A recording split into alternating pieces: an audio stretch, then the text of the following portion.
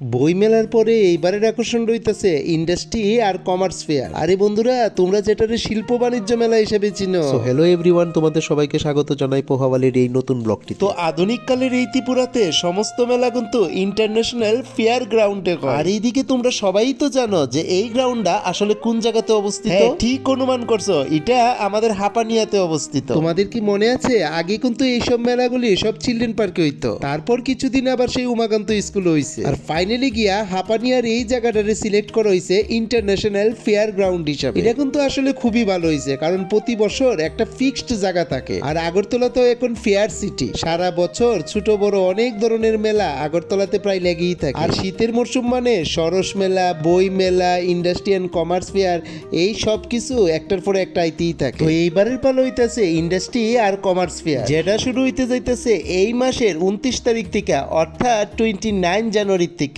আর এটা চলবো ফেব্রুয়ারি মাসের 12 তারিখ অবধি। আর এইদিকে 15 দিনের এই প্রোগ্রামে বহিরাজ্যের থেকেও অনেক কোম্পানি অংশগ্রহণ করতে, তার সাথে পিছিয়ে নেই রাজ্যের কোম্পানিটিও। যেমন রেলপথে রাজ্য উন্নত হয়েছে, তেমনি সড়ক পথেও কিন্তু উন্নত হতে চলেছে রাজ্য। তাই নর্থ ইস্টের মধ্যে আমাদের রাজ্য কিন্তু এখন শিল্পের সম্ভাবনা প্রবল। এই মুহূর্তে এই মেলাটার গুরুত্ব কিন্তু অত্যন্ত অপরিসীম। যাই হোক বন্ধুরা, আমি হঠাৎই গেছিলাম মেলাটাতে। ও সরি, মেলা তো এখনো শুরু হইছে না। আমি শুধু গেছিলাম প্রস্তুতি দেখতে। বিভিন্ন স্টলগুলি তাদের নিজের মতো কইরা সেরা সাজানি শুরু করছে। মানে গভর্নমেন্ট থেকে তোমার শুধু জায়গাটা দিতেছে, কিন্তু তার সাজানোর দায়িত্ব কোম্পানির নিজে। মানে সবাইকে তার নিজের স্টলটা নিজেকেই সাজাতে হবে। তাই সবগুলি কোম্পানি নিজের মতো কইরা সাজানি শুরু করছে। ছোট বড় অনেক রকমের দোকান, অনেক রকমের কোম্পানি সবই আইছে এই মেলাটাতে। তো বন্ধুরা, তোমাদের এই দিকেও কি এইরকম কোনো মেলা আছে? থাকলে অবশ্যই কমেন্ট কইরা জানাইও। যদি সাধ্যের মধ্যে থাকে অবশ্যই সেটা কভার করার চেষ্টা করো। তো কেমন লাগলো এই ভিডিওটা, এটাও কিন্তু কমেন্ট কইরা জানাইও। আজ এখানেই রাখলাম, দেখা হবে পরবর্তী ভিডিওতে। আর ততদিন ভালো থেকো, সুস্থ থেকো,